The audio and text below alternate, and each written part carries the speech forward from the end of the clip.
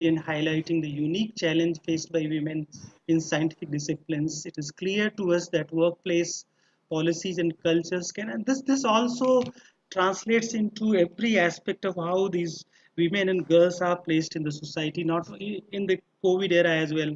This is a very enlightened group of 500 women scientists who have raised the concern and consider about other women and girls who are in other spheres of life. What is the link between, in fact, one of the uh, issues that we are going to discuss today is the population, sustainability, and environment. And what are the links? In fact, last year on the World International Day for Biological Diversity 2019, a landmark report on biodiversity and ecosystem services that was released. And this report tells that human populations are driving around a million other species to extinction and precipitating a resource crunch. And in fact, we are the driving force behind what is regarded as sixth mass extinction. Biologist E.O. Wilson gives a scary estimate of three species being driven to extinction every hour. And this Intergovernmental Panel on Climate Change also reports several reports. They point towards that population growth and economic growth are the two main causes of global warming. So there is a link. Of course, there are several other links, but these two uh, very prestigious reports points to the population. Population and sustainability. In fact, we all know that there are 17 sustainable development goals, 169 targets. But the basis of these goals are people plan the 5 P's: people, planet, prosperity, peace, and partnership. So people are there, but still there is no specific goal on population. However, population concerns are almost in all the goals, particularly SDG 3 on good health and well-being and SDG 5 gender equality. Rapid population growth along with unsustainable production and consumption patterns have a significant impact on sustainability and achievement of SDGs. And many demographers and environmentalists therefore believe that by adopting a new SDGs 18 on population, world could save the 2030 agenda because we have little gained on the achievement front on these SDGs. Here is some glance on India's situation, most populous country by 2025. According to the World Population Data Sheet, we are almost going to overshoot China. Prime Minister Narendra Modi, in his famous Madison Square speech in September 2014, I quote, India has three such things which are not available to any country of the world. Those three things for which India can be proud of are democracy, demographic dividend, demand. While democracy and demand are indeed India's strengths, it would take a lot of efforts to make demographic dividend a real contributor to India's growth story. Last year again, Mr. Modi placed the issue back on table when he used the term population explosion in his Independence Day speech. He equated population control to patriotism. Many efforts to legislate population control have been there in India since independence, and around 35 related bills have been tabled in parliament by various MPs. But countries possibly cannot enact a central legislation to regulate the family size of its citizens, as it is signatory to ICPD declaration, which honors a couple's right to decide on the size of its family and the space between childbirths. Another this aspect economic survey 2018-2019 says India is set to witness sharp slowdown in population growth. This is another scenario in next 2 decades. According to it, population in the 0 to 19 age bracket has already peaked due to sharp decline in TFR across the country. Survey suggested massive reorientation of public infrastructure like schools to prepare for less population as the national TFR will dip below the replacement level by 2021. This is another scenario. Daryl Bicker, author of the book Empty Planet, that predicted an unprecedented global decline in fertility also says India's TFR has already reached replacement rate. Of course, currently it's 2.2 and ideal is 2.1. Globally, the debate over population has now veered towards consequences of population dipping below the replacement level. A 2017 report of Lancet found that half of the countries in the world is in the midst of a baby bust as opposed to the earlier baby boom. They have insufficient children to maintain their population. So this is another scenario. Now I would just like to take you through what Mobius Foundation is doing on the population front. Just some glimpses. We have this Akar project and which is about shaping responsible reproductive behavior. Project was launched in 2018 and is focused on change in reproductive behavior through health counseling of married couples, making them to prioritize family planning and providing contraceptives at village community level. It is implemented in two districts of UP, Barabanki and Bahraich. 200 plus villages across 27 blocks are being covered as prioritized in coordination with the district family welfare department for carrying outreach exercises at village level. This is some of the campaigns that we have done. Uh, these are activities, village level counseling sessions by female counselors, counseling desks at all points where couples can be intercepted at health centers. And there are in schools, there are the AKAR clubs. And this is all the engagement at the village level and the stakeholders felicitation, supporting institutional care. These are some stats and we are also reaching out to building the skills, particularly making of sanitary napkins, and during this even the masks they are producing. uh, during this world population fortnight, I would say we have launched a social media campaign linking population with most of the SDGs, and this is still ongoing and will go on till 15th of this month. So friends, this is all that I wanted to share with you. And now there is a small film. It's just a 1 minute quickie. May I request our colleagues to project the film?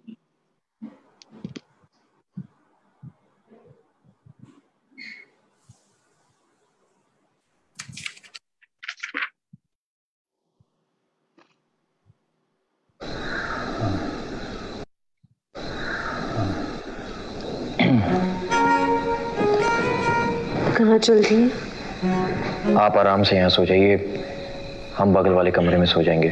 लेकिन देखिए, बात तक नहीं हुई हम दोनों के बीच, ना कोई सवाल जवाब, और हम बिस्तर पे आ जाएं।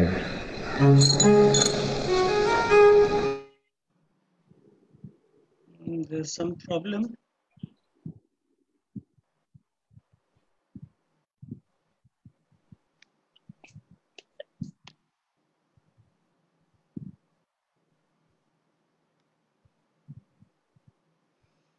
Archana, if there is some problem, then we can go ahead with the rest of the program, or it's going to come. Sir, we are trying one more time, sir. Okay.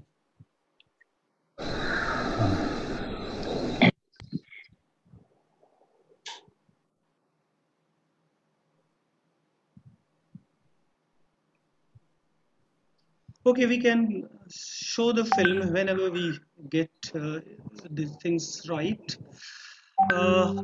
Now, I would request Mr. Kartikeya Sarabhai to deliver his keynote address on population and education and sustainability. Padma Shri Kartikeya Sarabhai is the founder director of the Center for Environment Education, CEE. In fact, I have also worked with him for over 14 years to say at this center, learned a lot about sustainability and environment. CEE is a center of excellence with almost 40 offices across India and abroad. Sarabhai is one of the world's leading environmental and sustainability leader, dedicated educator and institution builder. He was educated in Cambridge, Tripos in natural sciences, and went on to do post-graduation in development communication at the Massachusetts Institute of Technology, MIT. Sarabhai is also a trustee of famous Sabarmati Ashram in Ahmedabad. He is recipient of 2016 International Brandwein Medal and the IUCN CEC honor in recognition of his lifetime work for inspiring generations to experience, embrace and love nature firsthand. In 2012, the President of India conferred him with Padma Shri, one of India's highest civilian awards. Sarabhai is the co-chair of the Earth Charter International Council and the chairholder of the UNESCO Chair on Education for Sustainable Development and Human Habitat. He is co-chair of First Priority Action of Education for Sustainable Development, advancing policy of the Global Action Program. May I request Karthik Bhai to deliver his keynote address on population education sustainability. Karthik Bhai. Thank you, and thank you to the Mobius Foundation and the leadership which Pradeep Burmanji has taken in bringing these issues. It's nice to be with Dr. Shailaja Chandra and friends like Poonam and Professor Bhagat in this forum. I have a few slides, and can I ask Meena to just put them on, Meena, please? If you can share them.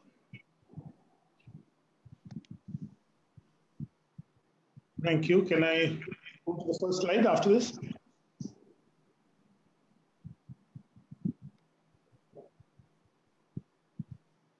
Yeah, the next one, yeah. No, the one before this. The one before, Meena. So, Ramu, thank you for that introduction. And I think it was very useful to remind ourselves that even things like biodiversity or climate change, for that matter, which we look upon as different sectors, are finally very closely connected with the human population and, of course, consumption. And the population, as you know, remained at a fairly low level all the way up to the Industrial Revolution. And it has shot up as this graph shows up. We are somewhere close to 7. It is difficult to predict where we will end up. Some people say the latest estimate seems to be that maybe at 11. Next one, Meena. Next one. Yeah, so the population growth, the first billion was perhaps reached in 1800, and it took so many years, but the next billion took 124 years. The third billion took only 32 years. The fourth billion took 15 years. Just stop, Meena, for a minute. The fifth billion took 13 years, and the population day, July 11th, was in fact in recognition of when the world population reached 5 billion. That is what this July 11 signifies. It was done 2 years later in 89, but 87 was then 13 years. Next one. Yeah, so the 6th billion, another only 12 years. The 7th billion by 2011 in 12 years. And one is thinking that the 8th billion will be again another 13 years, in 13 years. So you can see the rapidity with which we are adding population to this planet. Next one. This is what I just said, that the curve is like an S-shaped curve, where what happens typically is that with better medicine, better hygiene, the death rate falls very rapidly, and the birth rate falls with education and other things. It takes 1 or 2 generations, and it is much slower. And as a result, before they catch up again and come to a stable fertility level matching the death rate, it takes maybe 3-4 decades. And that's why you get this curve. One has to see where we will finally stabilize. Next one. As Ramu already said, India's population, just now the latest prediction seems to be 2027, when it will cross that of China and become the largest, single largest country from a population point of view. A few years ago, I was in Australia, and I was giving a talk, and that morning the papers read about Australia's census. And I was just telling them that the entire population of Australia gets added to India every year and a half. And I said, just think that if we were to be at the same level of development, have the same number of schools, same number of hospitals, same number of roads and other infrastructure, we would have to add Australia's infrastructure every year and a half or every 2 years only to catch up with the new people. And that really shows us the whole issue of development and population in this. The next one. So this just shows that in terms of numbers, not just in population, in terms of numbers, India is adding the largest number per year, followed by China and a few other countries. But India is adding a very large number because of our very large base. And so, next one, so much, next one, please. And so much of that population is becoming urban. Now, post-COVID, whether the whole concept of urbanization will change or not, we have to see. I was at another conference a few days ago where there was a builder who was saying that most of his clients who are better off, afford it, now want to stay outside the city and have good connectivity. And what you might find is the whole concept of social justice might just get mixed up with this thing happening. Next one. So you have, even today in our urban areas, almost 40 to 50, sometimes even 60% of the population living in high density, essentially slum areas. I have actually worked in this slum, which is Dharavi, for several years. And it's a story, and it sort of gets compounded again in the COVID era. Next one. Where you saw this horrific stories of people having to migrate the minute, because they are living on a daily wage essentially, and when this thing suddenly stops, you have this. So the concept of social justice is also going to be, to my mind, more difficult post-COVID, because people are looking at individually isolating themselves and perhaps moving out of the inner city even more than they did earlier. Now, the interesting thing is, I think Ramboj talked about this, but the connection between literacy or education, population and growth rate and the Human Development Index. And as you can see, there is a very strong relationship between these three numbers. So while Ramboj talked about, for instance, should we have an SDG 18 on population? And if that was followed, what would happen? But I sometimes feel that even if SDG 4 on education can be seriously done, then if the world can surely decide that not a single child will be left out of school, that alone would make a huge impact, as so many studies have shown, where women where women have more control, and it leads to a lesser population. And the sex ratio, you can see, is also very much matching that, where education is higher, sex ratios are better. In India, you went through that spike. It's coming down, luckily. Again, the abnormality of it, but with immunosensitivity and all those tests for a while, you did. So there is also a lot of work in population, which is to do and intimately related to the status of women in society, the status of the girl child. I think not a day goes by without reading a horror story in the newspaper about how people are treating women especially. And I think while status has improved considerably and many steps are being taken, I think just so much more needs to be done. So population can really be addressed through some of the other related issues. The fertility rate, again, which you talked about, the next one also, please. The fertility rate has come down globally, but the next one, please. But the fertility rate has, in India, you could see, is going down. It's not quite replacement level yet, but I think it's certainly improved. Now, this is really showing you the sustainability problem. The x-axis is the population, and the y-axis being the consumption or the footprint, ecological footprint. Now, the North American and population, which is relatively small, has a very large footprint. It is about 8. And Asia, which is that green box, has a very large population base, but as of now, because of poverty and others, does not have the same sort of footprint. It is somewhere around 2, a little over 2. Now, as such, looking at the total resources of the planet, we can really only afford about 2. So how do we do it? Because we are all aspiring towards this model. The European model already is much better than the American one, but it is still not viable. Now, let's just, for the time being, just assume that if all of Asia could just become like America, what would be the pressure on the planet? And it would be something like this. And you can just, without any great calculation, you can see that this is an impossibility with this population. Now, the solution cannot only be population, it has to be a combination of population and consumption. But again, you cannot only talk about consumption, you have to talk about both these variables, both the X and the Y axis, both have to be talked about simultaneously. Next one. So as such, the estimate is that we are already at a stage with our population where we are consuming a planet and a half, and business as usual is going to take us to 2.5 planets.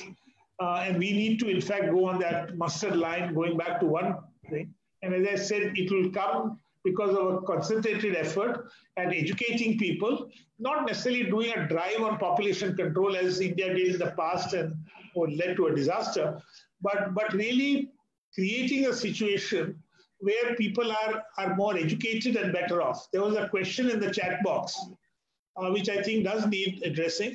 There was a question whether if we do strong population, will the majority community come down? This was a question which was put in the chat box by someone. Now, I would say there's not a question of majority, minority in these communities. It's a question of education. If you were to ensure development for all citizens of India and the minorities and everyone else, population growth rates are a consequence of that. And I think development and education, these are the two real mantras which we need to really focus on for all people. Next one. So we already talked about, Rambuji has spoken about the SDGs and population issues, although not being specific, they are in all of them. They are certainly in 1, 2, 3, 4. They're in health very much, poverty, of course. They're in urbanization.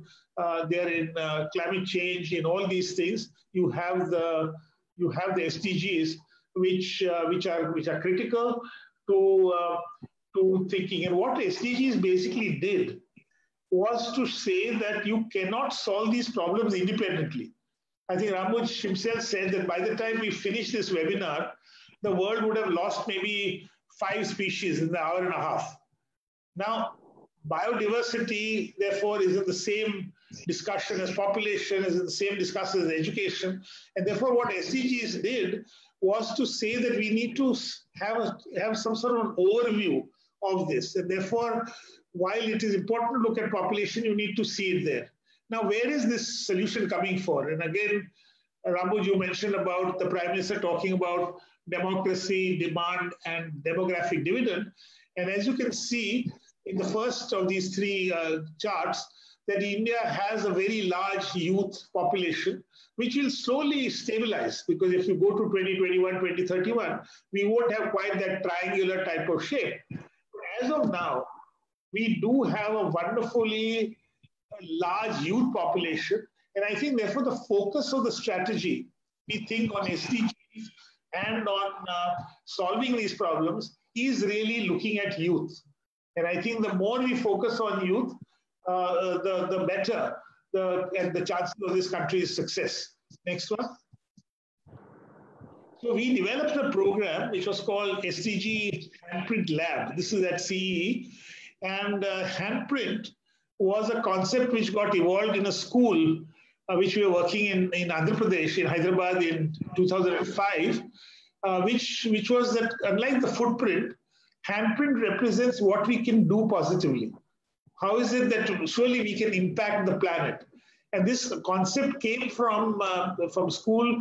It was a concept which we launched at a UNESCO seminar in 2007. At the last ICSC conference, we had a whole session on different people around the globe using handprint and how they are doing that. And this is a way in which we involve people, including looking at issues which are population directly and indirectly connected to population. So I wanted to end, next one. I wanted to end by saying that what we advocate is really increasing your handprint. Let us do much more towards the SDGs. Let us do much more towards this. And let us decrease the way we tread on the world. Today with UNEP, we have a major campaign on plastic waste, on single-use plastic. And we find that we were talking about less use and other things. But with COVID, with PPEs and others, we have to also talk much more in terms of how you dispose of plastic. So the environmental challenges will keep on changing. COVID itself has come about because of the way we are ill-treated and the way we treat wild animals and others and the type of proximity which we have. And I think we need to look at our lifestyles. And I'll look at our lifestyles, remember some of our old ones, and look at new ones. So I think what I was trying to do was to put the population discussion in the context of sustainability and in the context of a strong plea for universal education, especially education of the girl child and women. Thank you very much. Thank you very much, Karthik Bhai, in fact, for your great insight into the debate on population, education, and sustainability. I think the increase your handprint, decrease your footprint is the key message. Education is, of course, the key, but I think this is very important if we want to bring sustainability in our discourse. Next in line is Mrs. Poonam Mutreza, Executive Director, Population Foundation of India. She is basically have around 40 years of experience in development, setting up and heading NGOs, contributing to policy and advocacy, creatively building a field, improving organizational capacity, strengthening communication for social good, promoting innovations and scaling up pilots, making grants, teaching, advising and mentoring a lot.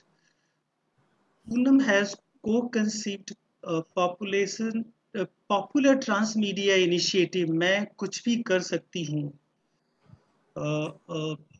I think very good campaign launched by PFI in 2014.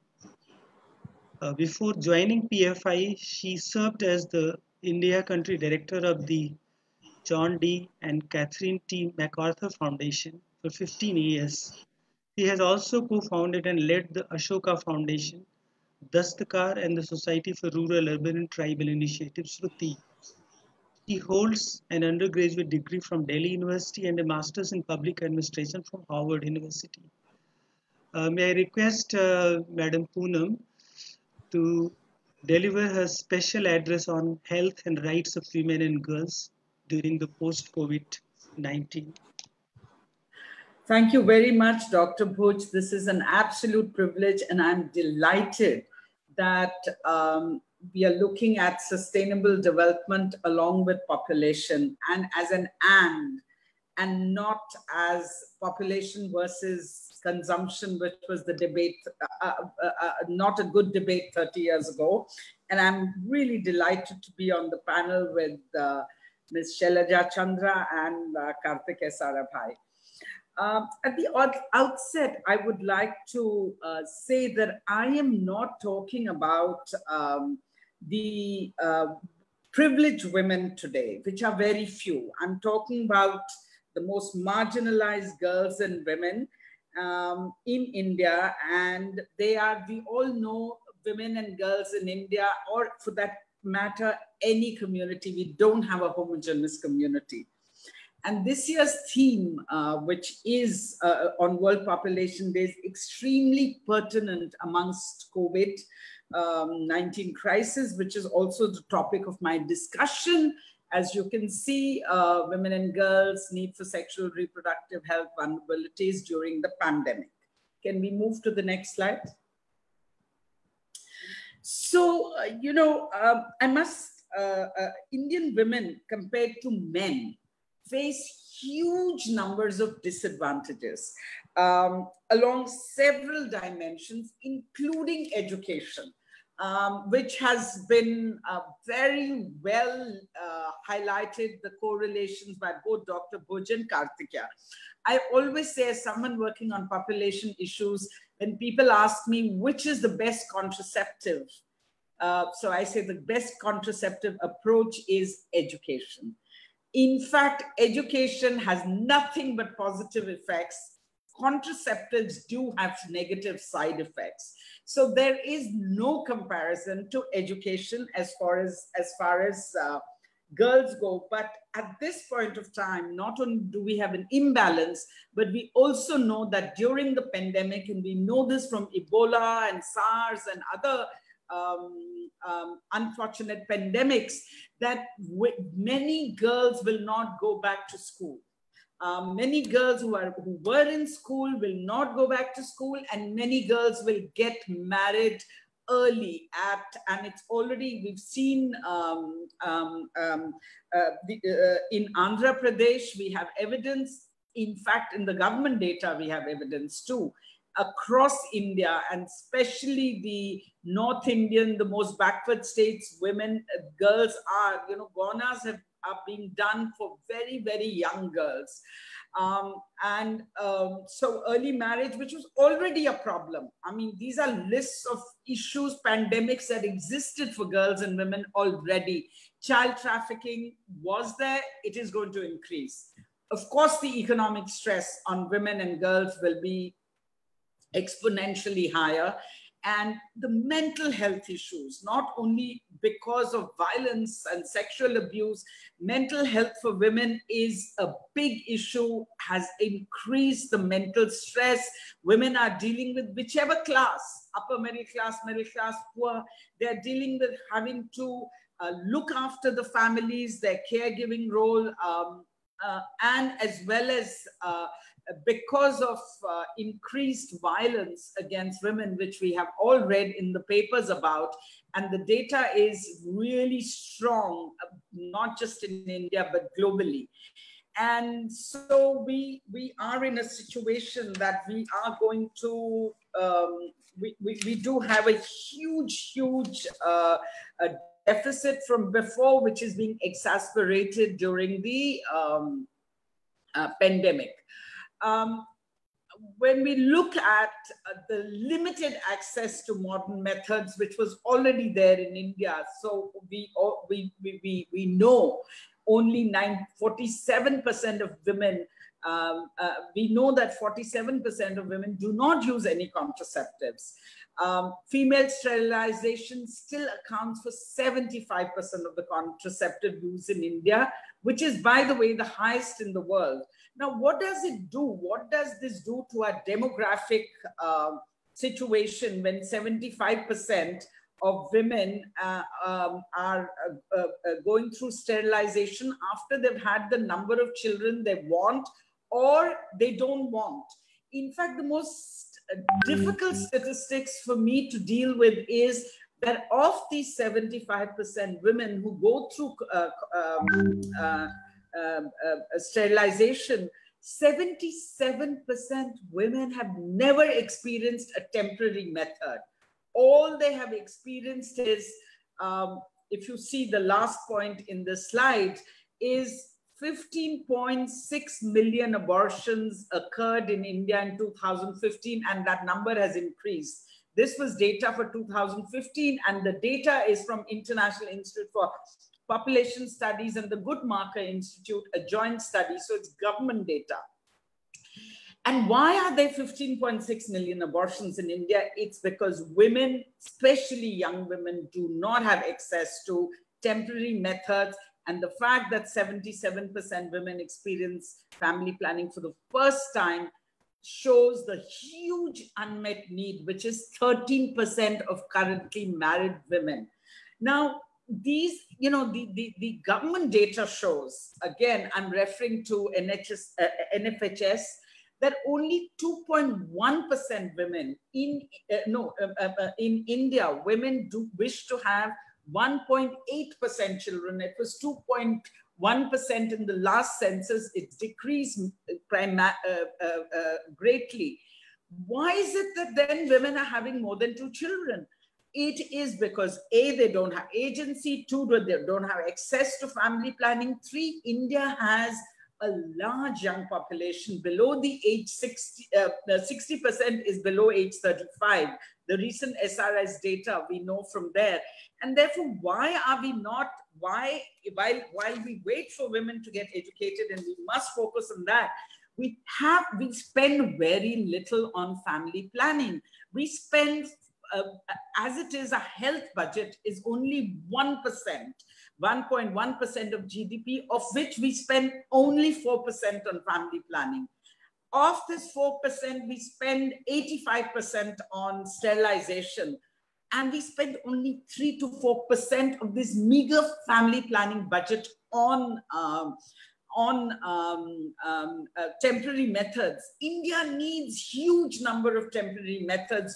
And I can, Karthik, you talked about education and it is going to be long-term. No, we can shorten the number of people we have, not only because we must, I like your idea of handprint and we must control the footprint, but we also must invest in family planning because it is a violation of women's rights to not have access to family planning, not have the agency to for family planning, and the investments. We did a cost of investment, cost of inaction study. Can you move to the next slide, please?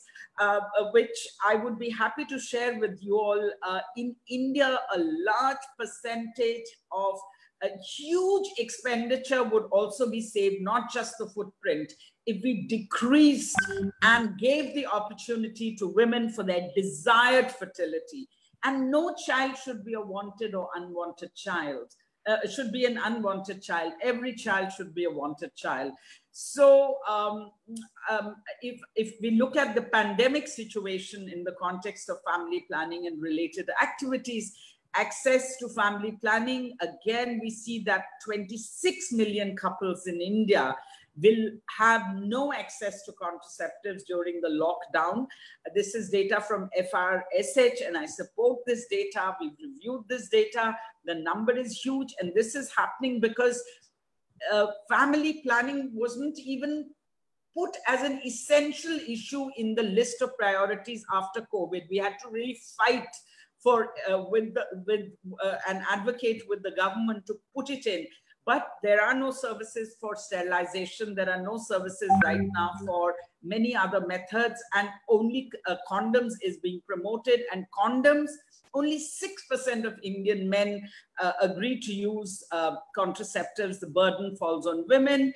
And access to ANC, antenatal care and so on is also pre and post is also greatly reduced during the pandemic, and access to immunization. And the unmet need for especially young people, if you look at UP Bihar, reports an unmet need of huge amounts along with all other health services and sanitary pads. 1.9 million women have been through abortion services due to COVID-19. And if you look at the number, if roughly 16 million women go through abortion every year, and much of it is for proxy for contraception, we can imagine what is happening here. Young people in another study by IPAS has forewarned that 2 million women will be unable to access abortions in the future, more than 2 million. So we are really, while I don't wish to see abortion as a proxy for contraception, but tragically, that's what it is in the absence of contraceptives being available. Can we go to the next slide, please? So, gender-based sex selection in India, as fertility declines, as we saw in China where there's son preference, India too is going to experience a huge gender-based selection and adverse sex ratios as India's fertility declines. and over 142 million women are missing, and globally. And so 46 million are going to be are missing in India alone due to sex selection, and this is going to increase. And again, it's a lack of value. It's not just son preference, but it is, I believe, it's a very anti-girl situation that leads us to such adverse sex ratios. And of course, violence against women. These cases continue to be severely underreported. But if you look at just the complaints in the last 8 months, there's a huge increase. And we know there's a culture of silence, and COVID puts women in households with their violators and nowhere to go for complaining or support or even psychosocial or mental approach, help, nor the emotional approach they would get by going to their mother's house or brother's house or a friend's house. Again, I referred earlier to increase caregiving role of women in the pandemic, women and girls who are out of school are cooking, cleaning, going, even Narega, we have seen large number of adolescent girls in having to go earn money. Can I have the next slide, please? So, at the end of the day, the neglect of women and concerns during post-COVID, if we look at disaggregated data, we don't have very much. We must ensure women's equal representation in all COVID-19 response planning and decision-making, keeping the girl child very much in mind. You know, I want to just share with you that I looked at the data and analysis from Ebola. Only 1% post-Ebola, there was so much research. Only 1% of the research had a gender approach. And I hope we won't make the same mistake and we do focus on young girls. And we absolutely need, India doesn't have a choice if we want a sustainable path to evolve without investing in family planning services, counseling services. And I was very happy to see your work, Dr. Bhuj, where you are focusing on counseling services. In fact, we need to do a lot of helpline and telemedicine services should be assured for adolescents and young people, given that for the next 1.5 years, people will not be able to access services which are not even considered essential. Adolescent services are not considered. And in any case, the backlog was so much. So we really have to invest in, and young people find counseling very, very helpful. We all know, and you know that better than me, having done that.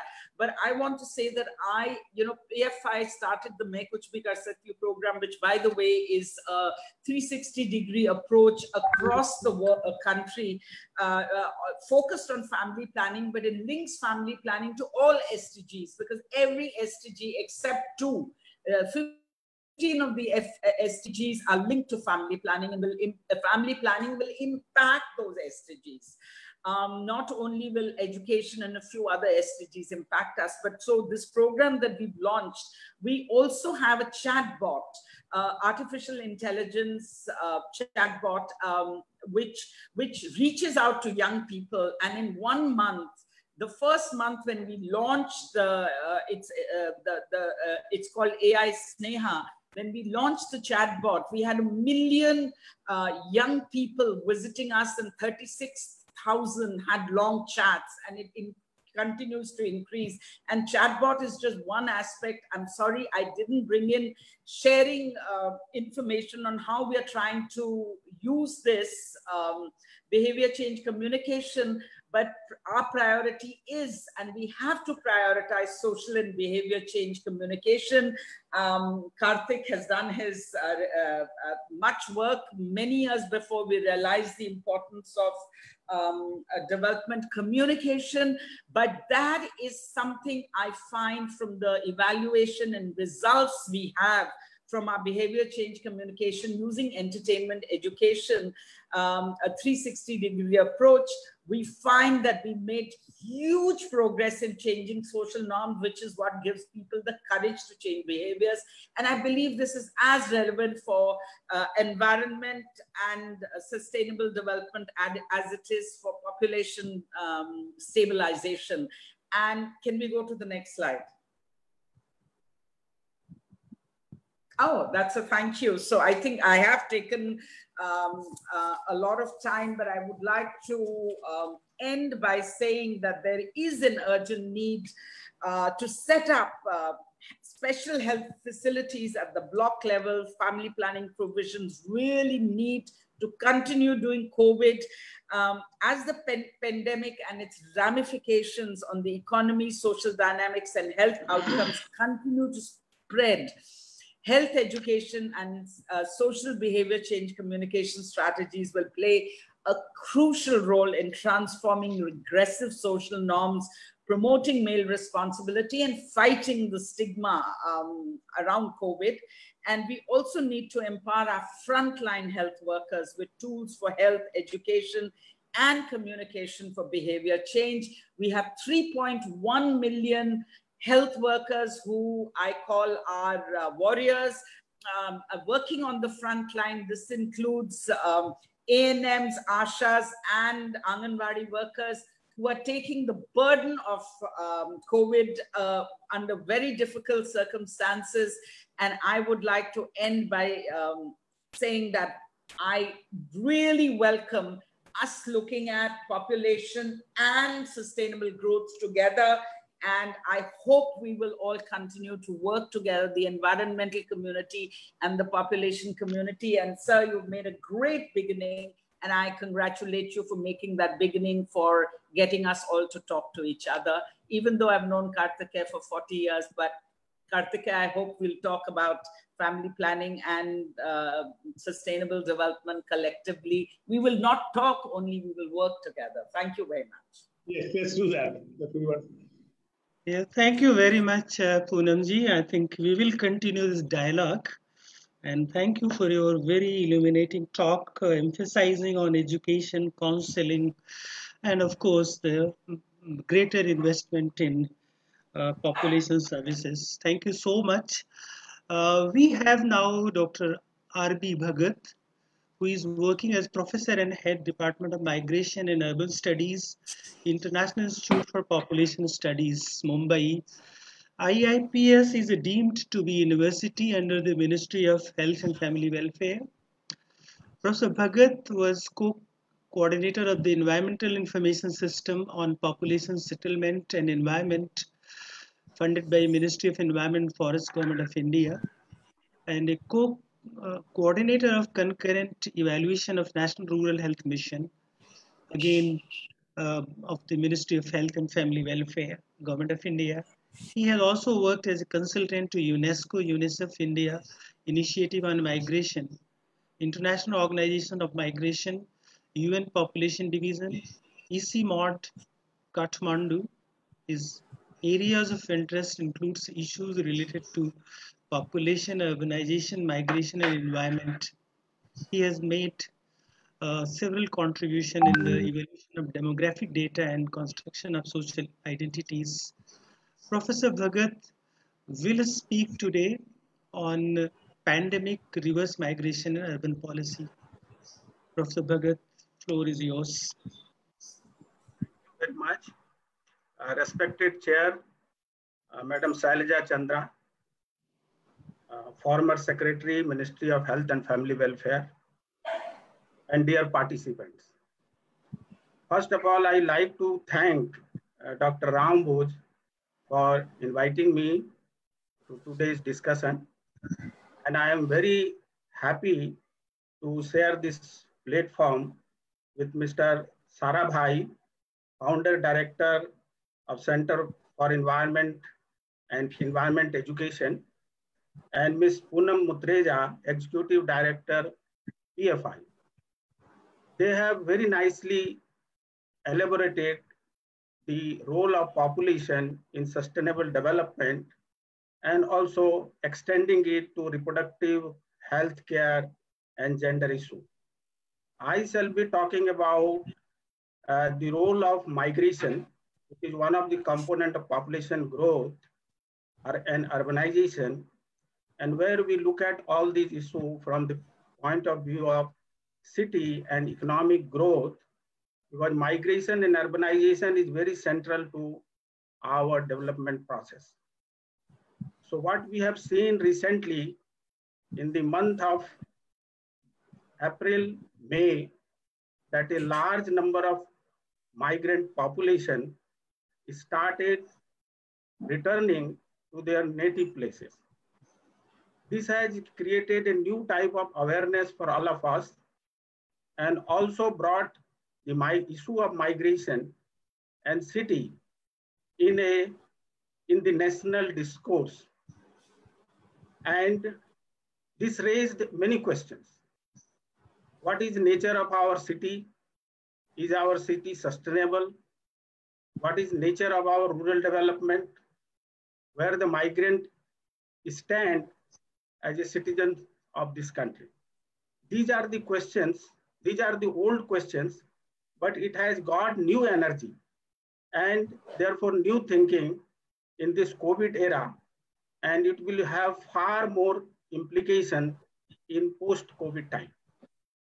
So when we see that who are the people returning and how many people have returned during the month of April and May, the official figure says that about 12 million people returned by train and buses to their native places.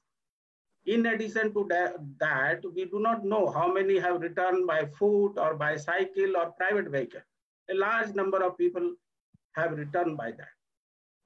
Some of our researchers agree that there may be something like 25 million migrant workers have returned.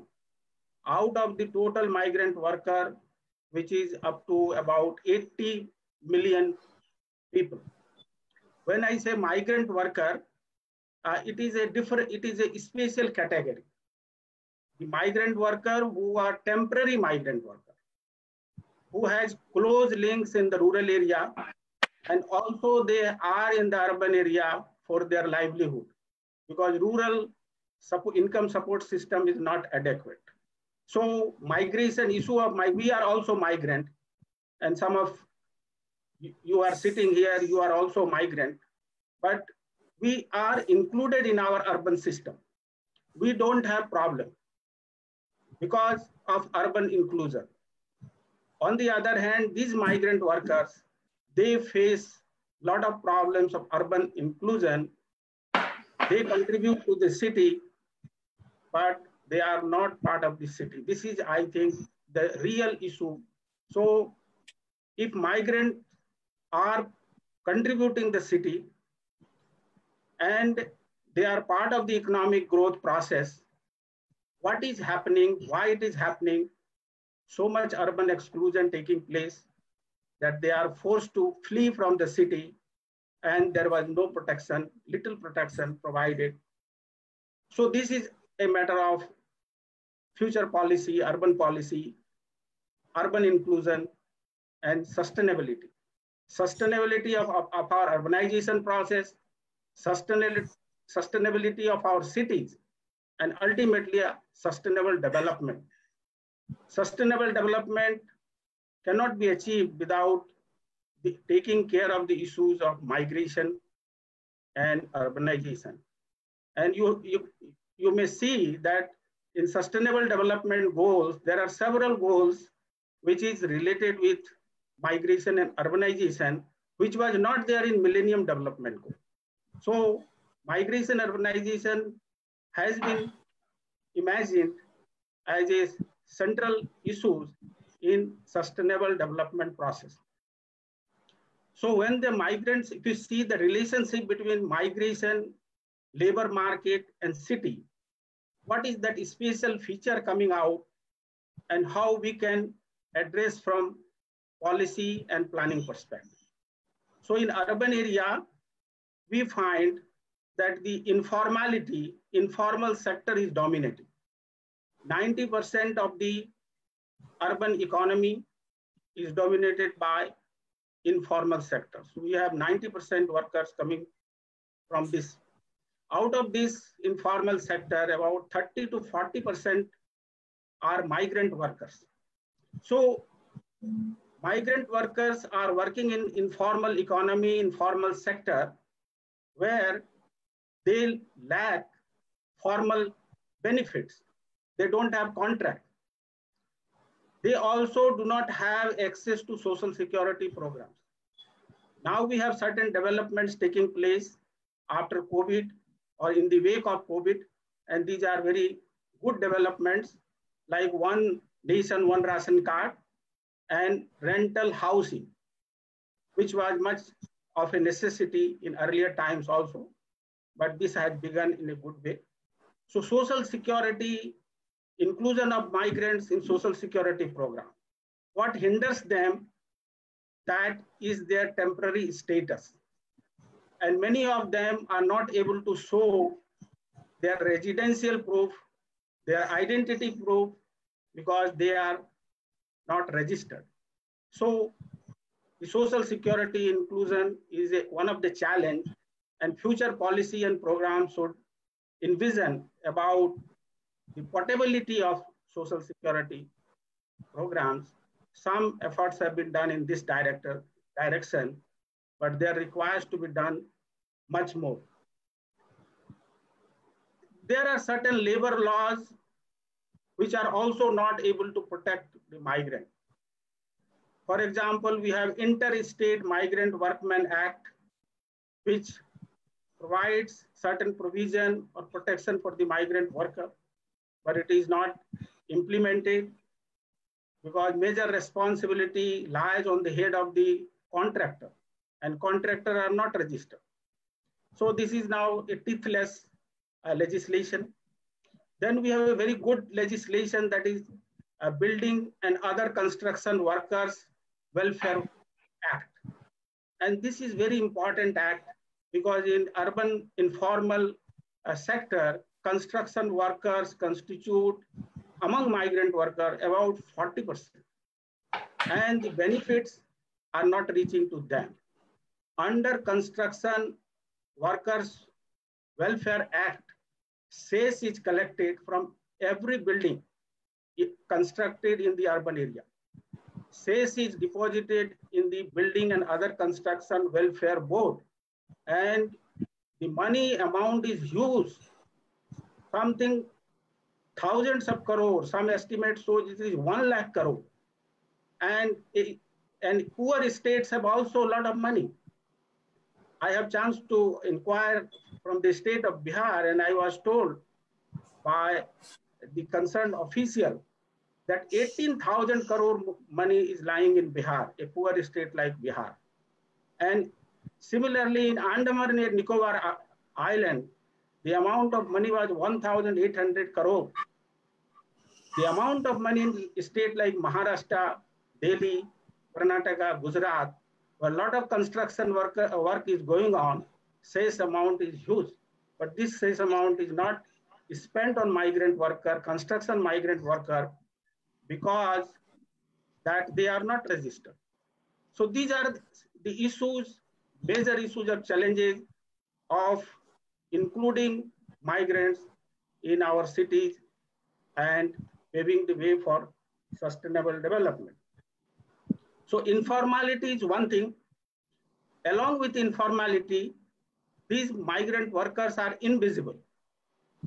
Invisible in the sense that they are not the industrial workforce. They are part of the service economy. And in the industrial sector, we have trade unions. And this trade union has earlier played very important role in advancing the workers' right. And it has happened in Europe in 19th, early 20th century. It has happened in India also up to the middle of the 20th century. But now this working class is disappearing in terms of industrial working class, which we are part of the factory-based production system. Now, these workers are getting transformed into precarious workers. So they are precariats and they don't have union, and then they are invisible. Now, they are also invisible because they do not constitute a political weight. So when I say they don't constitute a political weight means the question is, in our constitutional framework, in our federal system, with having central government, migrant workers belong where? Migrant workers belong to the state of origin or state of destination, or it is the responsibility of central government. Things are, I think, we have seen the way things have emerged, and ultimately Supreme Court has to give certain direction. Their political inclusion is also not effective in the sense that their names appear in the area of origin. And when many of them, when they are there in urban area, they cannot go to vote in their respective places at the time of election. And many of them do not have names in the voter list. So this political inclusion and not exclusion, and they do not constitute a political vote bank, and therefore they are not visible. So informality, invisibility. Another aspect of invisibility is that in the academics and knowledge, in the sector of knowledge, we find there is a gap of data. When we look for where is the migration data, sometimes people ask, okay, IIPS is collecting a lot of data, you give data on migration. We don't collect data on migration. NSSO has collected data migration in 2006, 2007. After that, there is no data on migration, migrant workers, because although surveys are done, employment and unemployment survey is done, but then migration data is not collected. Census has collected 2011 data. They published data in 2019. And now also some of the data on industrial classification and occupational classification not available. So many people approach and tell us about the migrant, how many migrant workers are there, how many have gone, what is the profile is not available. So the point I'm trying to make, the invisibility in knowledge production, statistical invisibility in statistical exclusion. Data is very important for bringing things on the center stage, in limelight. So this invisibility also constitutes, lack of data also constitute one sort of invisibility.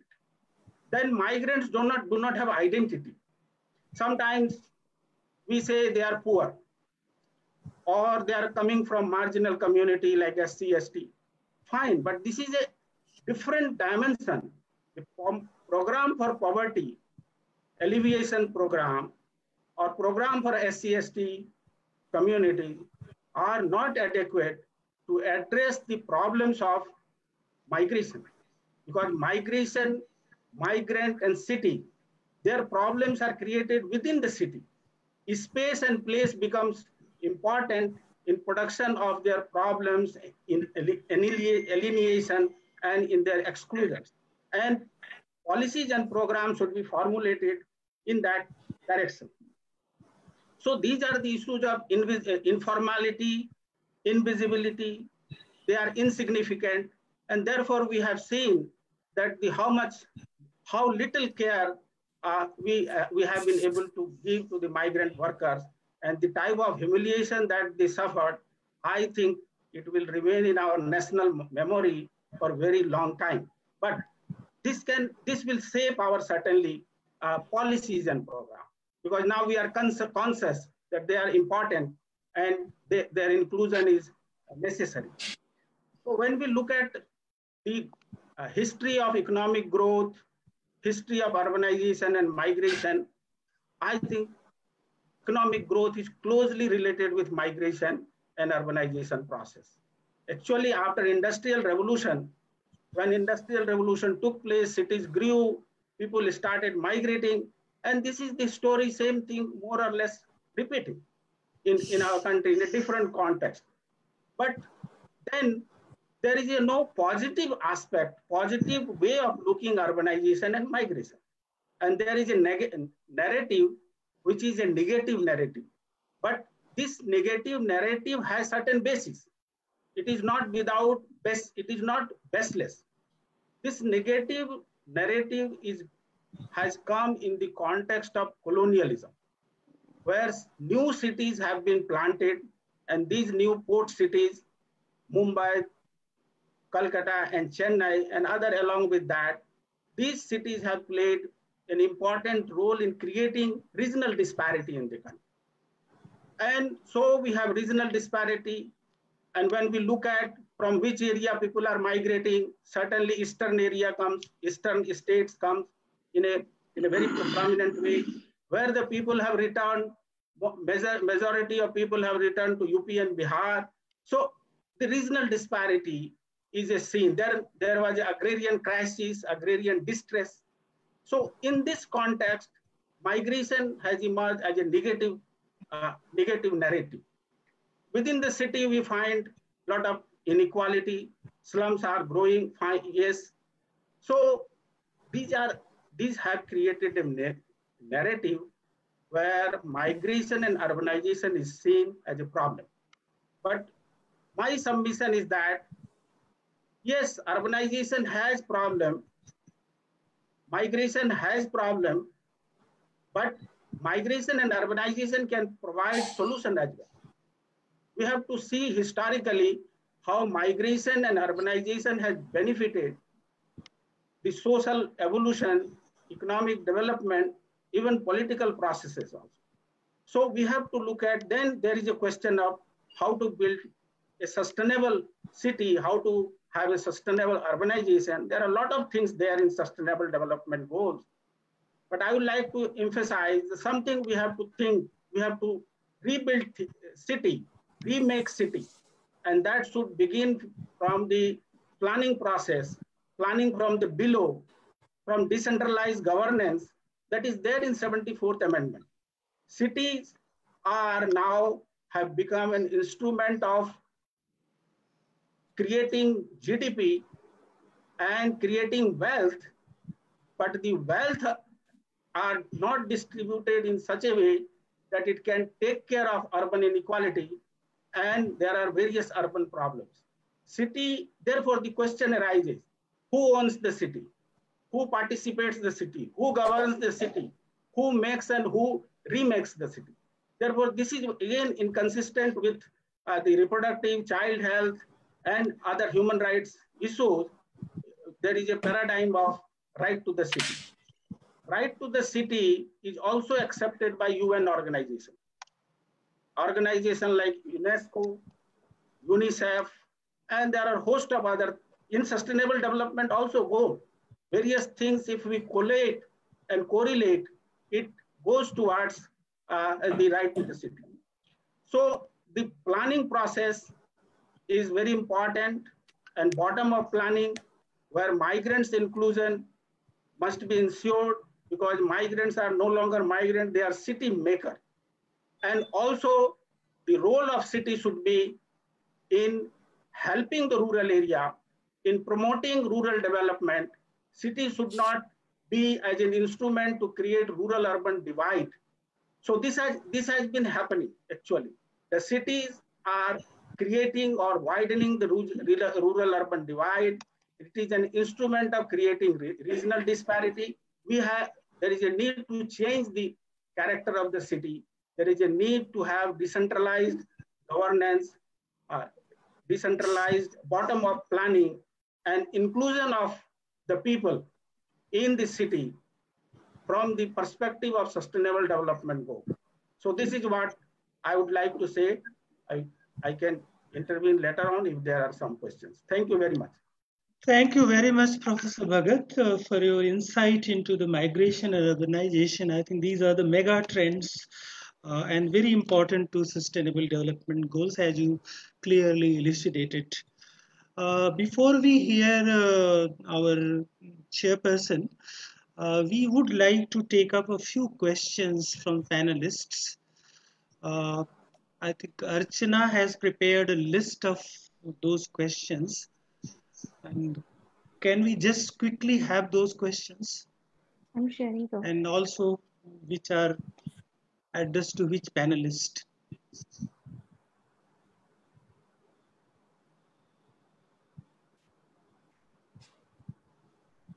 How population control policy is important in country like India? What will happen in Indian tradition, cultural values, architecture, and monuments if Indian majority population become minority or equal?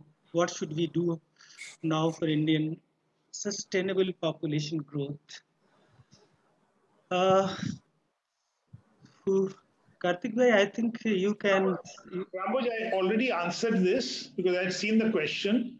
Okay. This majority minority is, I think, a wrong bogey to suppress. I think one should look at economic levels and education levels. And really, if we work with all communities, then this issue is really a false start, which I think we need to tell people that this is not a correct way of looking at it, and it's not likely to happen either. Dr. Bhuj, may I also please answer this question? May I? Yeah, please. Yeah, so this is something I want to say to the questioner and everybody that I have looked at very closely. It is a subject which is, I would like to say, has more myths, misconceptions, and it's based on misinformation spread, including using wrong data. What I would like to say is that 14 to 15% of our 14% of our population is a minority community, 14 to 15. And in India, if you look at, or anywhere in the world, parity for education, as Karthike said, and incomes, if you look at that, there is no such thing as growth rate of minorities or majority. Poor people, the most uneducated, have more children for reasons which we have all discussed. Second, in India, in the last census, which is 2001 to 2011, the largest decline in population growth rates was amongst minority communities. And even if majority communities increase population growth, it is never going to overtake the Hindu population. I would like to say that this debate is erroneous. It's based on myths and misconceptions. There are states like Kerala where you have minus growth rates amongst minorities because of good health facilities, access to family planning, education, and incomes. So we really should not be going in the wrong direction, because if we have our diagnosis wrong, the treatment is going to be wrong and the outcome is going to be very serious. So please, anybody who's interested in the data on this, I have detailed analysis. I am very happy to share with you, but let's move away from this erroneous and distracting approach. Completely agree. I think well answered. Next one. Very quickly, we will not take more than 5 questions. Sanchika Gupta, how do you plan to utilize the strength of youth population for creating awareness on child marriage and contraception and family planning, considering social structure and evolving environment? Any taker from panelists? Ambuj, Poonam has rightly said that while general education is a long-term strategy, I think reaching out, especially through a communication strategy to people in the marriage age, and giving more information and making it easier for temporary family planning methods. I think a communication strategy is required, and I think she has rightly pointed out that the budget for this is grossly inadequate today. And I think we can see, I think COVID has also shown us how a massive campaign does change people's habits. and people are doing certain things, not perhaps enough, but they are putting on things. So I think contraception does need to be more aware, and especially this is the time when we have such a large youth population. Can I also add? Yeah, please. You know, one of the SDGs, important SDGs in this context is comprehensive sex education. Even if in India, comprehensive sex education, the name and the title doesn't work, let's do comprehensive health education, which includes awareness on child marriage, contraception, and the social issues around these issues in our adolescent education. And that will, along with education, will be the best. I mean, academic education will again be a win-win situation. Good, thank you. Question 3.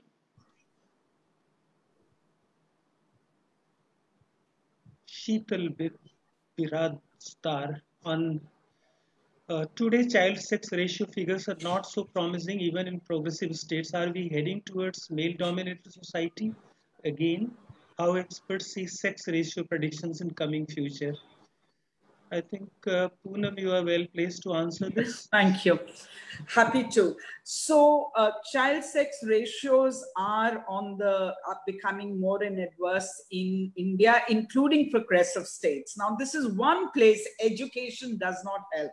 You know, the more educated you are and the better off you are, you're likely to have sex selection even more. So this is one place where we can't say, you know, education, academic education will help. Number 2, to answer your question, how experts see sex ratio predictions, it is going to get worse as fertility declines. We have to get ready for that. But if we begin to have coercive measures, thinking of minorities and all of this, then the adverse sex ratios which happened in China is going to reach monumental levels in India, because in India, as I said earlier, we not only have a sex preference for sons, but we have a daughter aversion. And if we do this, any coercive measures or do a two-child policy, the country is going to experience almost a crisis. And you all know that China had to give up its one-child norm primarily because of sex ratios. And adverse sex ratios are the worst thing for gender inequality. So I think we do have a window of opportunity. We do have the Beti Bachao, Beti Padhao slogan, which needs to be converted into action. And I do believe if political commitment can be converted into action, we have the possibility of making a girl child more wanted, more liked, and the sex ratio decline can be reversed. But we have to have very strict also legal measures. Right now, the rates for doctors who are even caught doing sex selective abortions, the conviction rates are 2 to 3%. We need to increase that. We need to take this issue very seriously. Thank you. Next question. Amarjeet Singh, how can we eliminate the difference between boy and girl in our society? People say that we do not make any difference between boy and girl, but in reality it does not happen. Then how can we change? Can we, I think it's change their mindset? Yes, I think this anybody can answer from any of the panelists. Karthik bhai? Yeah, it is something which is happening, but very slowly. I know a number of people who have a girl child, and they really don't distinguish from this thing. I think these are societal norms, so it changes it. I think a lot of stories, success stories of what girls do, I think many of the films are positive in this. I think we have to work at this community level to see that this distinction is not there. Girls' education will certainly help. Girls becoming earning members would help. But this is such a deep-rooted problem that I think it will take some time. But again, a major effort is required. I don't think it is beyond a good communication policy to do it, but it does require a major effort. And it is like other prejudices also. There's a prejudice against color. There's a prejudice against this. The prejudice issues are more difficult to deal with, but they need to be. They need to be. Thank you, Karthik. Next one. Are there any more questions? There are two questions on migration related. Can I have 1 minute? Yes. Quickly, half a minute, please. Yeah. So one question is on migration, that people migrate for livelihood, and we often see the argument of distressed migration. Okay. Yes, of course, there is a distressed migration, and there is a livelihood opportunity in urban area. But every distressed person is not able to migrate. Only the person who has network, means there is a migrations agency. It is not something by the push factor alone, but there is a migrants agency. Everybody do not have opportunity to migrate. So that is one question. The second question is about the labor laws. If the labor laws are relaxed, then whether child labor can increase. I think labor laws are only meant for organized sector that constitute only 10%. 90% area is under the informal sector. And most of the labor laws, I think, hardly implemented. So these are the issues related with this. That's all. Thank you very much. And I think to all the participants, we had several other questions, and we will take up those questions with the panelists individually, and will communicate to those participants who have asked those questions. As we are approaching the time limit, of course, we can extend the webinar for maybe another 10 to 15 minutes, because we are very keen, very eager to hear the chairperson's remark. Madam Shailaja Chandra, former secretary in the Ministry of Health and Family Welfare, Government of India. She has over 45 years of experience in public administration. She commands special expertise in the areas of governance, health management, population stabilization, and Indian medicine. Currently, she is member of a two-person committee set up by the Green Tribunal on the rejuvenation of Yamuna and the abatement of pollution in the river. She is also the president of the Society of THSTI, Translational Health Science and Technology Institute, and the chairperson of Governing Board of Chetna, engaged in furthering projects for women's health, nutrition, education, etc. She is the single author of the status report on Indian Medicine and Folk Hearing 2011 and 2013. She continues to play a huge role in the field of medicine and public health in India, and is a strong proponent of women's empowerment. She was also with Mobius Foundation as an honorable trustee. So may I request Madam Shailaja to give the closing remarks. Thank you very much. I have listened to the conversations before this, the addresses before this, with rapt attention, because surprisingly today being World Population Day, perhaps Mobius Foundation deserves to be applauded that they are probably the only one that has selected to actually have a webinar with such outstanding speakers, and to have put it together is itself a great tribute to the fact that population has a much larger dimension than only reproductive health, which definitely is among the most important parts. But as Dr. Bhagat told us, there are many other elements which also affect population, migration being one of them. Let me at the outset, therefore, thank Mr. Pradeep Burman for having actually created this forum, and for having given space to population as an issue. It's very unusual, extremely unusual, and I've dealt with a large number of CSR groups in industry, and he's not doing this as a part of CSR of his industry. Put it up as you might say, a flagship part of his project, which is the Mobius Foundation's project on population. And I do remember he wanted me to get involved with Ghaziabad and Hapur, and I told him, they are not the areas which you need bother about so much. There is no problem in Ghaziabad. You have to go deep into the interior and probably choose districts which are very, very inaccessible and which are not being covered by population and contraception.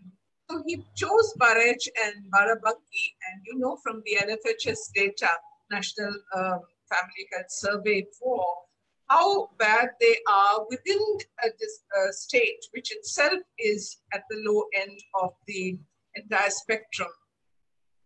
So I thank him, and I take this opportunity also of saluting. Hello? I also take the opportunity of saluting the Mobius Foundation for having selected this as a topic for the webinar today. Mr. Sarabhai has been known to me for several years, and I know he wears the combined cap of environment and education. But he was able to weave into his presentation how it affects the environment and sustainability. And that is a paradigm which is seldom linked. It is, environment is seen in an envelope of its own, and population is seen as though it is something separate. The two are completely linked. And I think in my present assignment with the Yamuna, I cannot agree more, because when you have so much of congestion and population, what happens is you have sewage entering the storm water drains, which are supposed to be carrying storm water to the river. Sewage enters the river.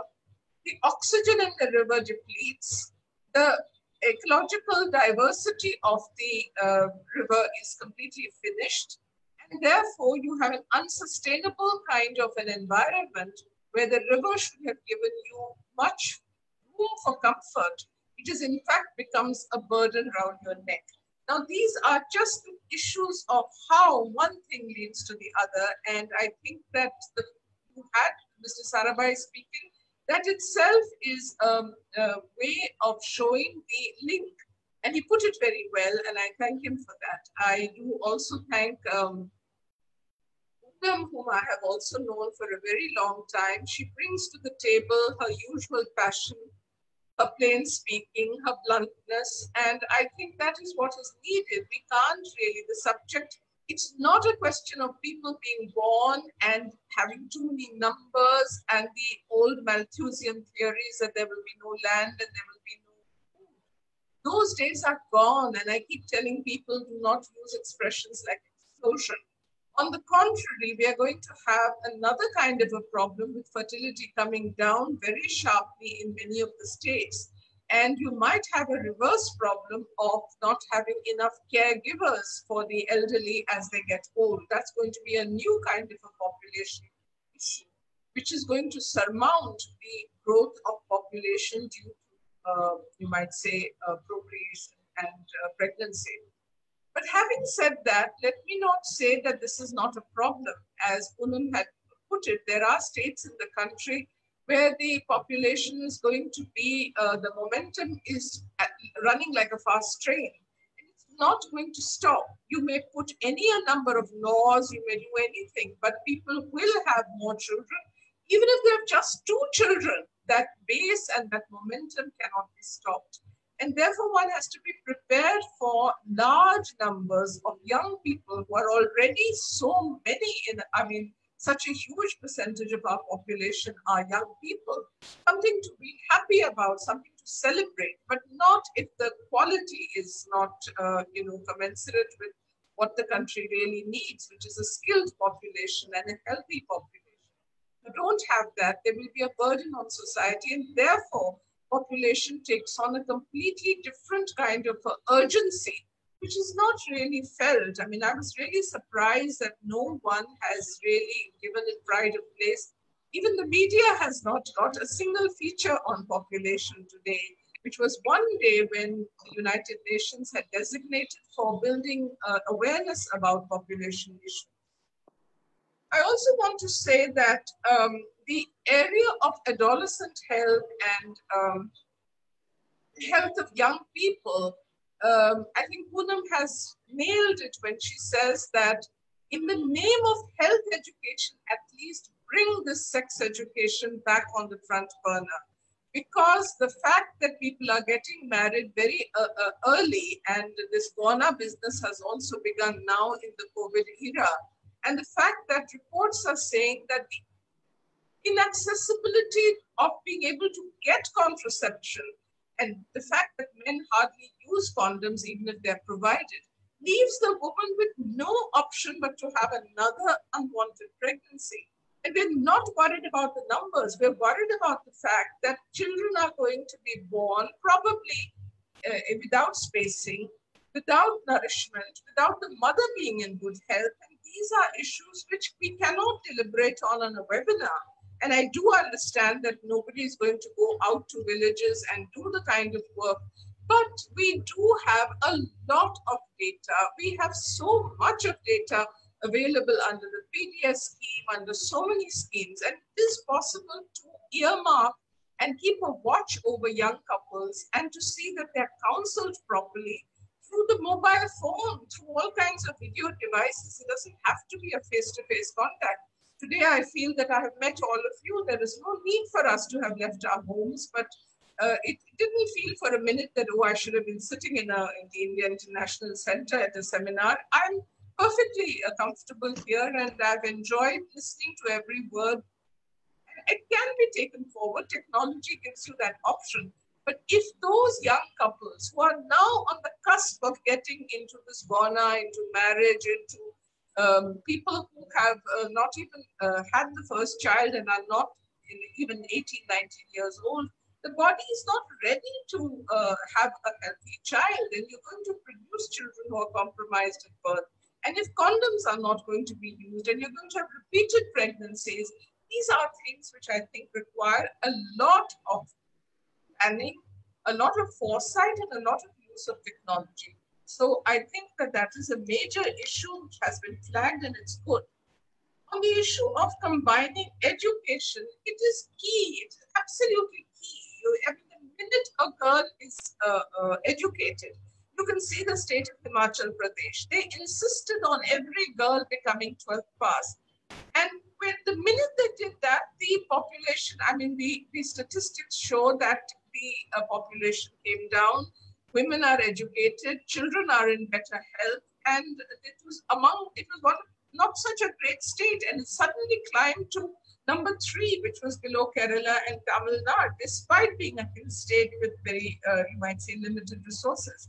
So it is possible if politically there is an insistence on education, because that is key to anything that you might do. Responsible parenthood only comes out of education. It does not come by somebody just giving lectures. So that's important. I think this issue of missing girls is vital. I have just been a co-author in another study on this, which is going to come out in Lancet, we hope, on the specter of not India as a whole, but India state-wise. And absolutely, Poonam is right. It is in fact the most educated and the most developed among the states which have this problem. And to be very honest, the most affluent localities in Delhi are the ones which are indulging more in this kind of, you might say, unbiased business than other places. But now the whole technology has become so easy to avail of. You can do it through a blood test, you can do it through portable sonography. So all the kind of time we spend chasing after doctors and radiologists and filling forms, it has no meaning, because people, if they want to do it, are going to do it. And therefore, it is a paradigm of population which is not small, it is colossal.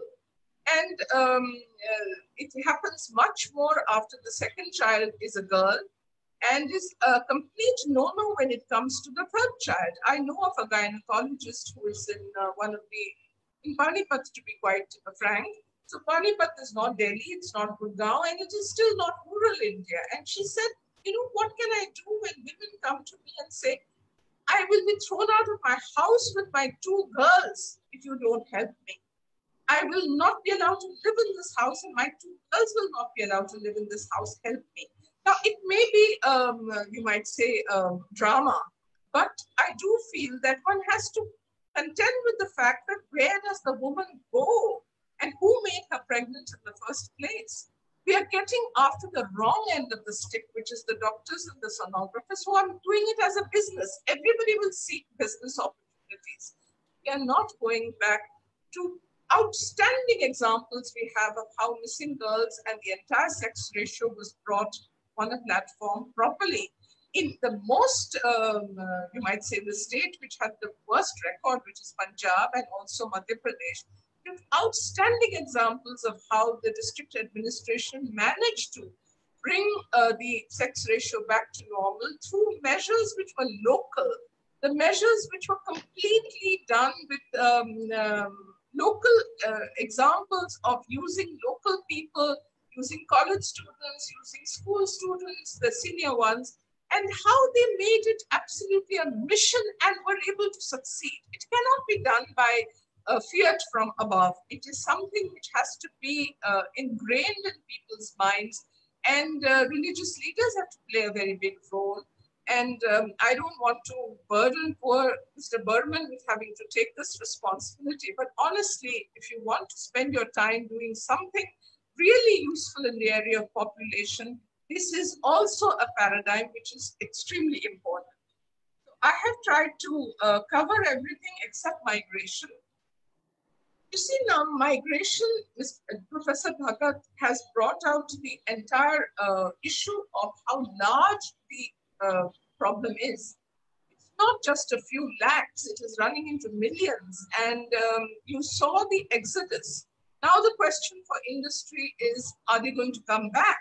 Because most of our industry is in the MSME sector and they cannot operate without this labor. Construction will not start without this labor. And therefore, it's a completely a vicious cycle. And even if you bring them back, are you going to again allow them to be just let loose in any slum to be 5 people, 10 people in a room? And the biggest migration in Delhi, I had studied this, is migration by women. Meaning a man comes here and he gets some sort of a daily wage, then he brings his wife to be able to cook for him. And they are not covered by any of your population requirements, and they still behave as though they are back in their villages. And they are the ones who require a lot of counseling, a lot of care, a lot of identification. I don't know whether that will again recur, whether they will come back, whether we will get back into normalcy. But this is the time really to plan for that and to think of population not as a problem, but to look on it as something which has many, many dimensions. And those dimensions cannot be put into envelopes of missing girls and sex education and population caused by migration, in-migration, or back migration. But I think that there is a holistic need to look at population issues for the growth of the country, for the development of the country. And that is why it pains me to find that this was not given the pride of place by so many people who should have really been at the forefront. But at least we have Mr. Pradeep Burman and Ovobius Foundation, which I'm not on as a trustee, but I do feel that he has taken the initiative. Many more people need to take this initiative, and the CSR, the media needs to get involved, and the connections have to be brought together. It's not enough to look on population only as contraception. At the end, I just want to say that extremely valuable information has come out, and you have given me pride of place, allowing me to speak at the end. I'm very happy that this was put together, and if no one else has done it, all of us have contributed by giving good ideas, by bringing to the table the next steps as to what needs to be done. And I want to just wish all of you safe time and a healthy time.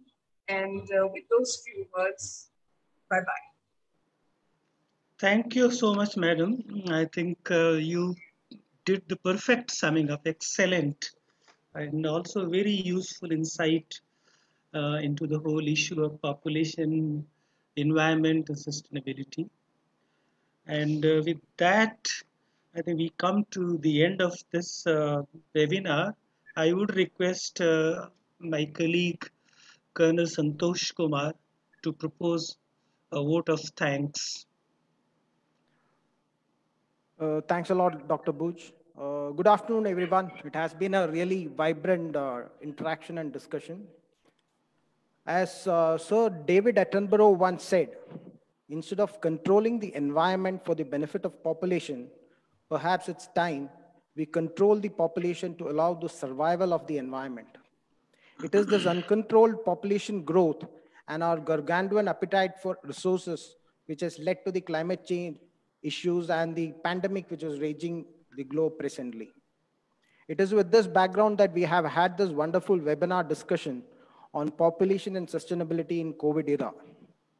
I thank the panelists for their insightful discussion on various aspects of population control and how sustainable living will positively impact the availability of Earth's resources. I thank Dr. Buch for setting the tone and moderating the discussion. We thank Mr. Karthik Sarabhai for explaining to us in his keynote address the linkage of population growth to sustainability and female education. And to Ms. Poonam Mutreja for enlightening us in great detail on how women's rights and health issues have been impacted by COVID pandemic and the action that needs to be taken urgently to mitigate them. Thank you, Professor Bhagat, for giving us an insight on how urbanization has affected migration and also on the recent reverse migration, which has been caused by the COVID pandemic.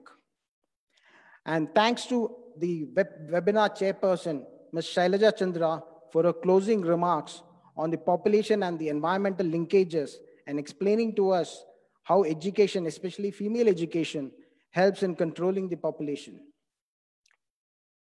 I thank all the participants for taking part and making this webinar a grand success.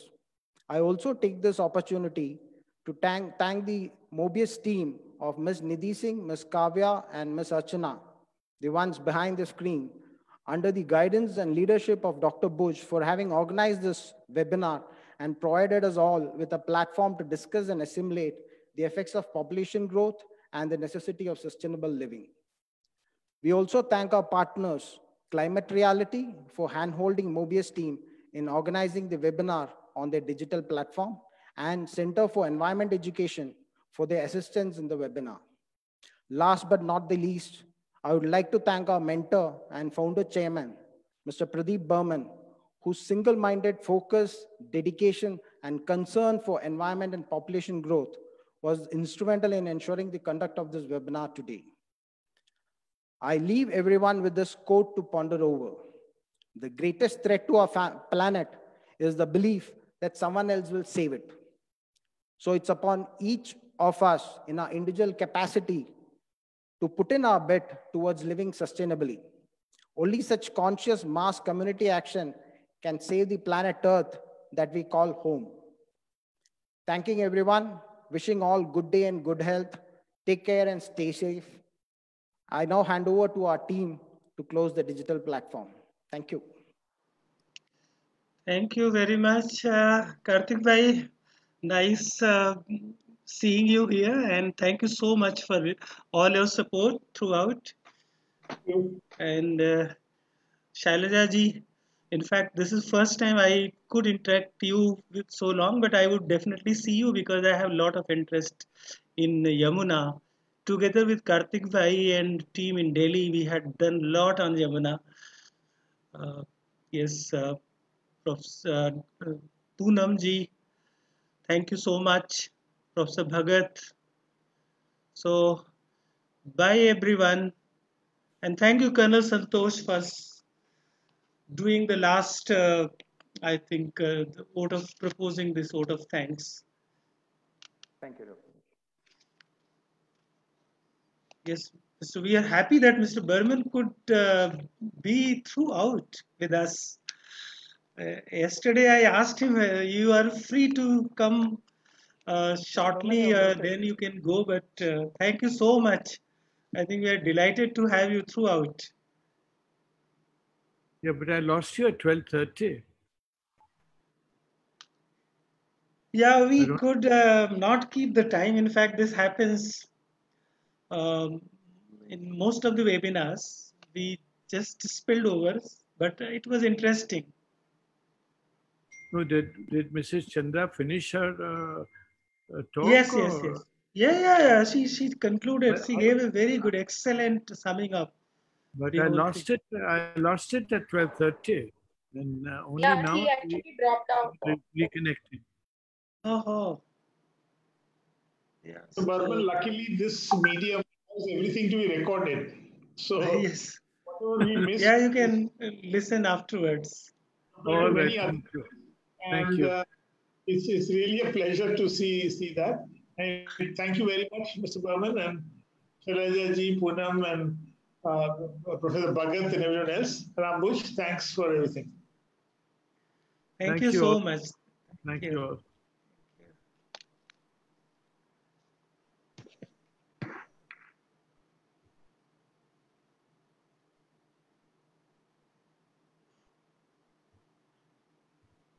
हमारी team जो है थोड़ा रुक ले हम लोग कौन कौन है so yes sir thank you very much the Mobius team Archana Kavya I could see NS is also but NS has from Climate Reality sir NS ने दल बदल लिया NS ने दल बदल लिया Rambuj sir, I have a request. Acha, Sheetal, yes, Sheetal. Thank you so much for the whole Climate Reality team. Sir, I just wanted to share that we are still live on Facebook and there are still attendees. For internal meeting, we could, join separately as there are still like attendees and people on Facebook could hear us. Oh, yes, participants are still there. So thank you so much, everybody. I think we will meet on Monday again. So we have closed the discussion now. So I was under the impression that everybody has left, but I could see still 62